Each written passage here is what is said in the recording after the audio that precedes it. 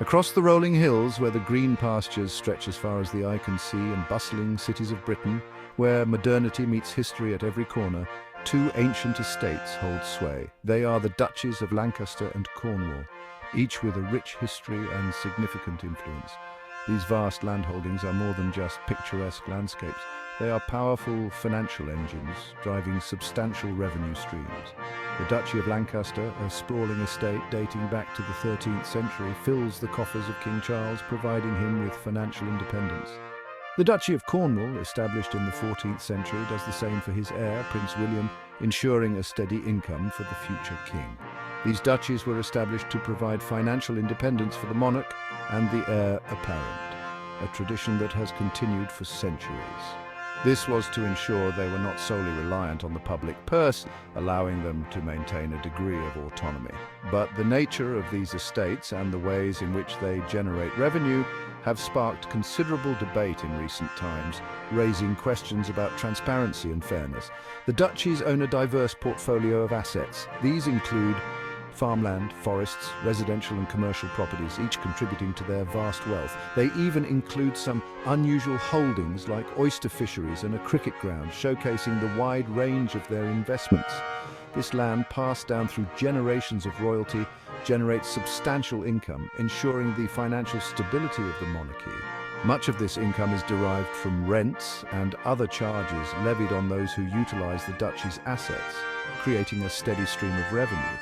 While the existence of these duchies is well known, the details of their financial dealings have remained largely shrouded in secrecy, leaving many to wonder about the true extent of their wealth and influence. The Times investigation, The Duchy Files, revealed that both the Duchy of Lancaster and the Duchy of Cornwall derive significant income from public services. This groundbreaking report has shed light on the intricate financial relationships between the royal estates and various public sectors. This includes the National Health Service, the Ministry of Justice, and other critical institutions that serve the public, and even the armed forces, which are essential for national security. These entities lease properties from the duchies, effectively channeling taxpayer money back into the royal coffers. This arrangement has raised questions about the transparency and fairness of such financial dealings. The investigation uncovered numerous examples of public service buildings situated on duchy land, highlighting the extent of the duchy's influence. Health centers, prisons, and other essential facilities and military barracks all contribute to the financial prosperity of the royal estates. This has sparked a debate about the role of the monarchy in modern Britain. The investigation also revealed that in some instances the rents charged by the duchies were significantly higher than market rates, adding to the financial strain on public services. This raised concerns about the burden being placed on essential public services and whether such practices are sustainable in the long term. The findings have prompted calls for greater scrutiny and potential reforms to ensure fairness and accountability. The revelations of the Duchy Files have sparked outrage among some segments of the British public. Many argue that it is unacceptable for public services, already stretched thin, to be effectively subsidizing the lifestyles of the royal family.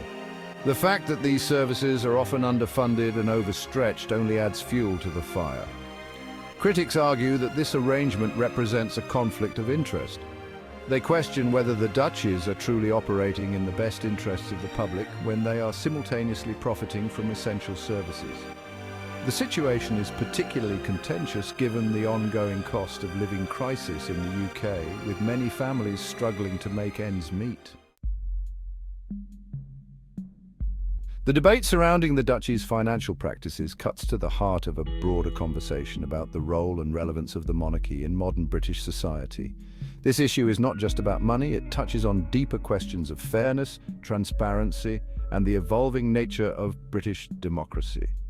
Supporters of the status quo argue that the duchy's income is a private matter.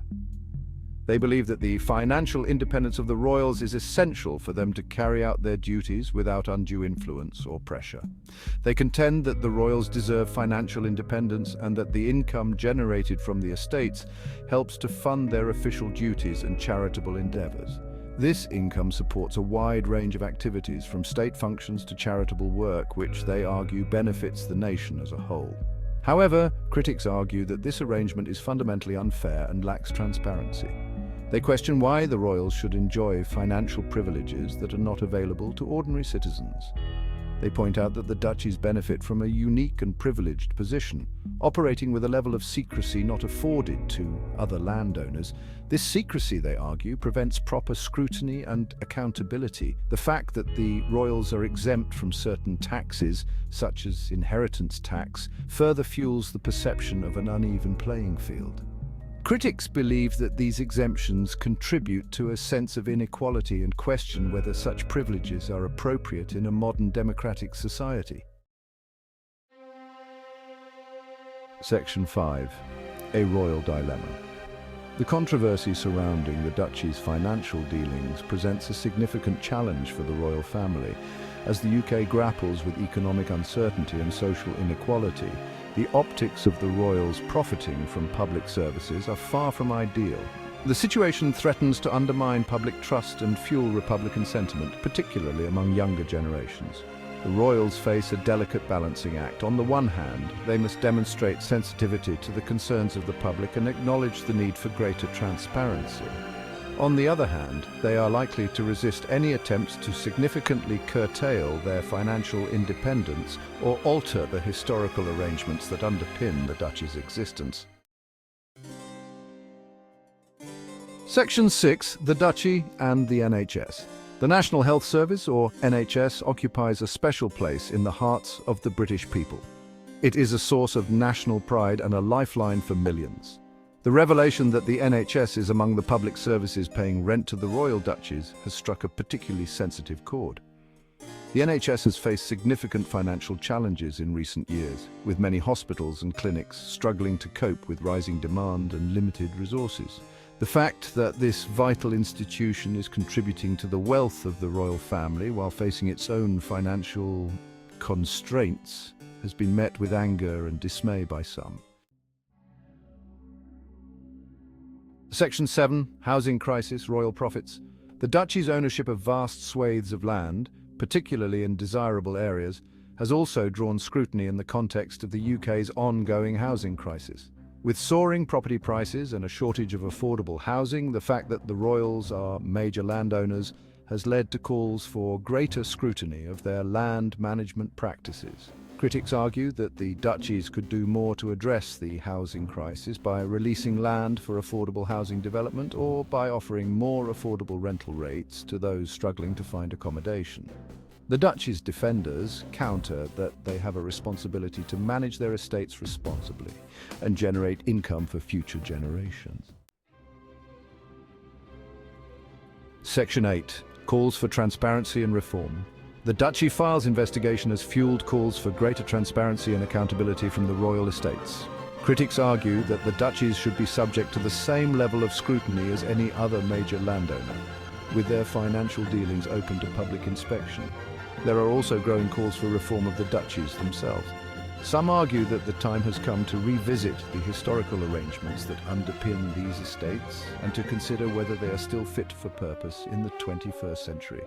Proposals for reform range from increased transparency and accountability to more radical suggestions, such as the nationalisation of the duchy's assets. Section 9. A Modern Monarchy. The debate surrounding the duchy's financial practices goes beyond mere financial matters. It touches upon fundamental questions about the nature of the monarchy in a modern democratic society. As Britain grapples with social and economic challenges, the royals are under increasing pressure to demonstrate their relevance and value to the nation. The monarchy's enduring popularity suggests that it retains a significant degree of public support. However, the institution cannot afford to be complacent. Addressing the concerns raised by the Duchy Files and embracing greater transparency and accountability will be crucial for ensuring the monarchy's continued relevance and acceptance in the 21st century. Section 10. The future of the duchies. The future of the duchies of Lancaster and Cornwall remains uncertain. The revelations of the Duchy files have ignited a debate that is unlikely to be resolved quickly. The royal family, along with the British public, will need to grapple with complex questions about tradition, fairness, and the role of the monarchy in modern society. Whether the Duchies can adapt to the changing expectations of the British public remains to be seen. Greater transparency, increased accountability, and a willingness to engage with public concerns will be essential for ensuring that these ancient estates can continue to play a role in the life of the nation.